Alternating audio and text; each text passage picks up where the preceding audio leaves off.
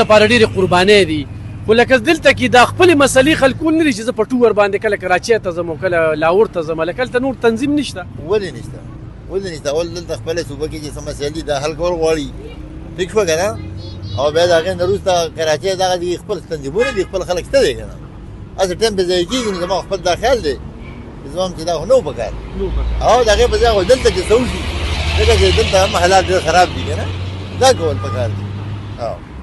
اوس دلته کې ترقۍ والې سره که نه، لکه زه منم رخایي خښ دی ستاسو هغې دپاره جدوجهد وکړي، خو دلته کې چې دا کومې د ترقۍ یا کرپشن روان دی نو په دې باندې په دې د ټول ناول کار په کار دی، ټول هم ضروري دي که نه؟ دا د خپل چې دې صوبه کې کارکردګي ټیک شي نو هله به خلک خوشحالېږي که موږ خو د دې صوبې وزیرالله صاحب خو د دې صوبې سره تعلق ساتي که نه؟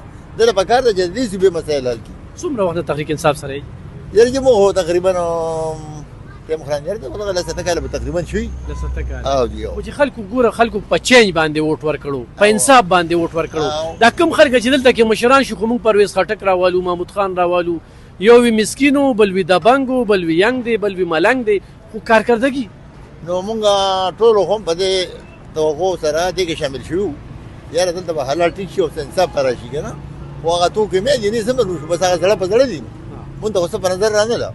او ځکه چې ته یونیورسټي جوړه شوه دلته نه چې ته سکولونه جوړ شو زما په خیال خو زه په خپله چې ورسره دلته یم دا مونږ چې ته زما په نظر خو څه سکولونه یا څه غړ غړ پروجیکټ رانغلی او په نورو کوڅې خو مخکې هم جوړېږي اوس هم جوړېږي هغه څه خبره نه ده، بل دلته بېروزګاري ده ډېره زیاته، موږ چې خلکو ته ورسره روزګار میلاو شي ډېره بېروزګاري ده.